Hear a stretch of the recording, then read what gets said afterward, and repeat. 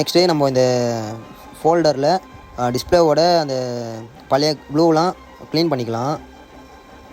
Clean பண்ணிவிட்டு ப்ராப்பராக தொடச்சிட்டு இப்போ நான் டபுள் டேப் போட்டிருக்கேன் பாருங்கள். டபுள் டேப் எதுக்குன்னா இது எல்இடி டிஸ்பிளே வரும். நம்ம வந்து எல்சிடி போட போகிறோம். எல்சிடி போட்டால் ஃபிட்டிங் ப்ராப்பராக இருக்காது. ப்ளஸ் வந்து ஒரு க்ரிப்புக்காக நம்ம டபுள் டேப் போட்டுரும். அதனால் டபுள் டேப் வந்து ப்ராப்பராக டிஸ்பிளே ஹோல்ட் பண்ணிக்கும். ப்ளஸ் அந்த க்ளூவோட தன்மையும் டிஸ்பிளே ஹோல்ட் பண்ணி பிடிச்சிக்கும். 2 பர்பஸ்க்கு டபுள் டேப் யூஸ் பண்ணுறோம். சும்மா ஒரு 2 இடம் இல்லை ஒரு 4 இடம் ஓட்டினா